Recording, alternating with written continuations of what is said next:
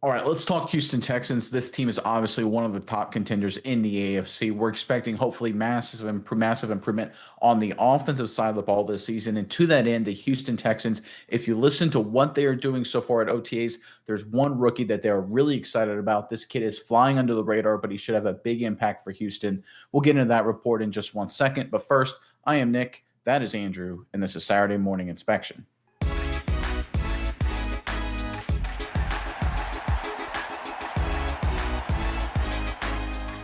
All right, the Houston Texans made massive waves, of course, over the NFL draft with a number of big time moves, a number of deals, adding a number of rookies. We've talked about the wide receiver position, but there's one rookie when it comes to the offensive line. And if you look at what the Texans are doing specifically in terms of their lineup decisions, it's clear they're very impressed with this kid. Let's pull up the article, then we'll go into some very interesting data on the other side. This is courtesy of Texans Wire.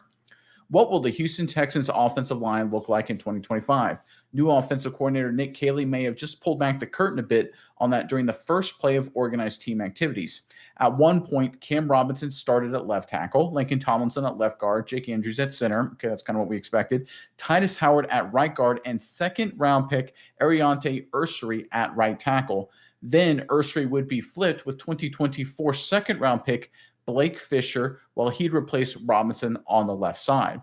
So it's very clear if you look at that lineup, just to repeat, Cam Robinson at left, Lincoln Tomlinson at left guard, Jake Andrews at center, Howard at right guard, and then Ursary starting at right tackle. It's clear at this point in the game the Texans are very impressed with what they saw in Ursary through the draft process and have seen from him up to this point. They're giving him starting reps. And even Blake Fisher comes into the fold with the first string. Fisher actually moves over. Ursary sticks again at the starting right tackle position. Houston sees Ursary as a starting right tackle. The way it currently sits right now, it is early, but it's clear the Houston coaching staff is very high on this prospect. And when you look at the data, it's easy to see why. Let's go ahead and pull up this chart right here to explain what we're talking about. So this is comparing the last college season with PFF grades. Again, great fan of PFF in terms of all the advanced analytics they do. This is unbiased, just their raw data. The last college season of Ursary, Blake Fisher, and Juice Scruggs. And you can see looking at their overall grades, their pass blocking grades, and their run blocking grades, Ursary is far better in his last collegiate season than Fisher and Scruggs. Scruggs and Fisher, respectively, were brought in. They've got significant playing time, seemingly have a bright future. At least Blake Fisher, a lot of people, ourselves included, thought he had an up and down rookie season, but had some flashes, seemed to have some good things working for him. But Ursary's numbers based on his last season are far better across the board. Overall is better, pass blocking is better, and of course, run blocking is better as well. You can see that overall in blue, pass blocking in red, run blocking in that yellowish gold color. But even if we look past our last college season, we like to look at, when it comes to this channel, like the aggregate. What is your potential, right? Because sometimes you can have a bad senior season, a bad junior season. Your team was bad. You were fighting an injury. One bad season, one down year. Look, that can happen. So what we did is we aggregated all the best attributes from their collegiate careers, and we said, okay, what is the maximum potential of each of these three guys? Let's go into our next chart here to kind of highlight that. This is, again, looking at the best overall grade of Ursary's career, the best pass blocking grade of Ursary's career, and the best run blocking grade of Ursary's career, and compared it to the same for Blake Fisher and Juice Scruggs. So this is everyone's best overall, best run blocking, and best pass blocking. And you can see Ursary at his best. Based on this graphic here, this is what we're saying is the potential of all three of these guys based on the collegiate performances. Ursary's potential significantly higher. So not only was his last season noticeably better than both Scruggs and Fisher, his raw potential based on what his best years were, his best performances were, was significantly greater than both Fisher and Scruggs. And let's be clear here, both Scruggs and Fisher were not scrubs coming out of college. They were quality football players. I thought Blake Fisher coming out of Notre Dame, and still do. I thought he had a lot of great skills. I thought he has a good opportunity to become a quality tackle, maybe not an elite starter, but a quality offensive lineman in the NFL. This is all about Ursary. His potential is sky high. His baseline talent is significantly better based on college performance than Fisher and Juice Scruggs. And because of that, and of course his performance so far on the field, the practice field, the weight room with this Texans offense, the coaching staff here in Houston, very excited by Ursary. I think Houston probably has a massive under the radar, potentially steal here. I know he was a second round guy. Everyone's focused on the Jadens, the Jalen's, the wide receivers that are brought into the fold. But I tell you what, Texans fans, you guys should be very excited by this young offensive tackle. All right, Miles, I'm curious what your thoughts are on all of this. But first, Houston fans, in the comment section below. Look, we all know the schedule's been released for a number of weeks now. We know who they're going to play and when they're going to play them. So let us know, what's the one matchup you're looking forward to more than any other? There's a lot of really good ones on the schedule. The Texans, I feel like the AFC South gets a bad rap. There's a lot of very interesting games going on, but maybe it's a game outside the division you're excited about. Whatever it is, give us your favorite upcoming matchup for the Houston Texans in the 2025 season and put it in the comment section below.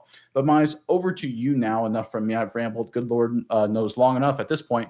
What are your thoughts on this big time? I think it's a steal for the Houston Texans. Yeah, Nick, I think you think it's a steal. I think the Texans think it's a steal. This is a guy that, he has a lot of potential. As you said, you could see what this guy did in college. He was a fantastic player. I mean, there's a reason that this was the Big Ten Offensive Lineman of the Year last season. This guy really did a lot of great stuff. First team All Big Ten in 2024 as well. But I just think when you look at this guy and how the Texans are excited about him, what they think, you hear words people throw out like Laramie Tunsil 2.0 as far as like the potential for this guy on this team. I think it's evident, and you can see that where the Texans, obviously they traded up 10 picks to get this guy, giving away their number 58 and number 79 pick, I believe, to get him. But it isn't even just that, because they actually tried to trade up even higher to go get him 20 spots to the New England Patriots to get him basically at number 38, which that's like in all intents and purposes, like pretty close to being a first round guy, where some people had him as a low first round pick.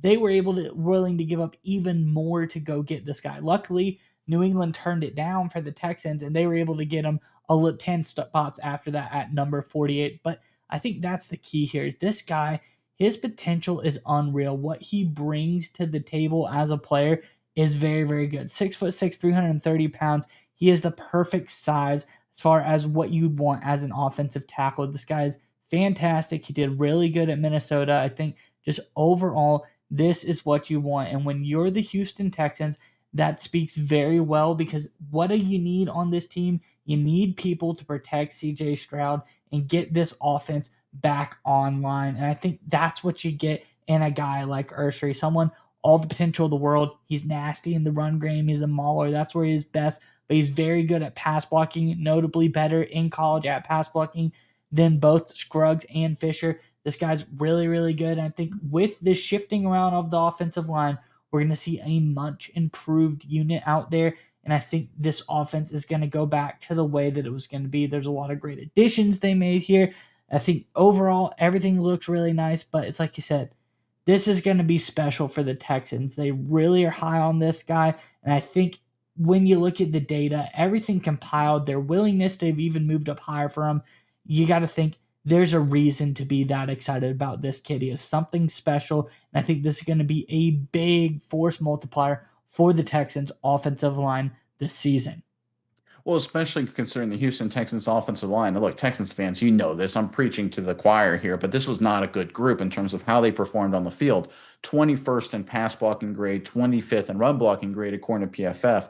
So they were not a good group. And look, the eye test was even worse than that. At times, it was an absolute debacle. I think the success that Houston did have is a lot of credit to really the talent they had at wide receiver when healthy and the greatness of CJ Stroud. People look at CJ Stroud and said, well, he had a down year. I'm like, well, his pass protection, run blocking, and the injuries at receiver. I mean, it was a tough season. And of course, play calling had a lot of questionable elements to it as well. So CJ Stroud's down year, I think, was more of a degradation of the infrastructure around him, not a degradation of CJ Stroud's potential, his talent, and production. I think a better group, better play caller, healthier receivers, hopefully, and a better offensive line means CJ Stroud returns to a lot of what we saw his rookie season, maybe even better. And if you look at Ursary in terms of what could make him a steal, why he fell to where the Houston Texans could get him in the second round, I always look for guys that were very productive, good players, but slid in the draft for nitpicky reasons. Because anytime you go through the draft process, the analysts, the scouts, the front offices throughout the NFL, players will slide for stupid stuff. They'll find reasons not to pick a player sometimes, even though if it seems very nitpicky, seems kind of strange.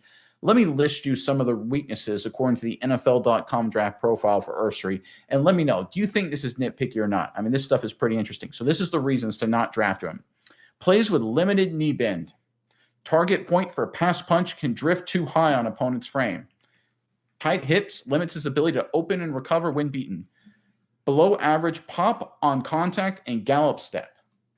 Now, look, those are all there are criticisms, maybe things to improve on. But is that a reason to have a player slide who is third team All American, Big Ten Offensive Lineman of the Year? No. I mean, that's ridiculous. And this is why the Texans were so excited to trade up and get this kid, because he is a very good football player. His measurables are outstanding. His performance is outstanding. Top level of competition. Did great things against really good players like Abdul Carter over at Penn State, and a very tough schedule year in and year out. Got better and better playing for Minnesota. Just continue to progress. He's just a really good football player. Yet people got nitpicky. They said, I don't like his knee bend. His punch is a little bit too high. Look, does that matter? I want a guy who makes the block. I want a guy who protects CJ Stroud. I want a guy who does a good job in the run game, gets moving on double teams, reaches the right shoulder of the guy you're trying to reach, right? That's how you win football games. You don't win football games with good knee bend, right? Now, knee bend can help you execute the play, but if you have great knee bend and you don't do a good job blocking, doesn't matter. Okay, I want a guy who does a good job, who executes at a high level, and that's exactly who Ursary is, and that's exactly who the Texans coaching staff and front office view him as.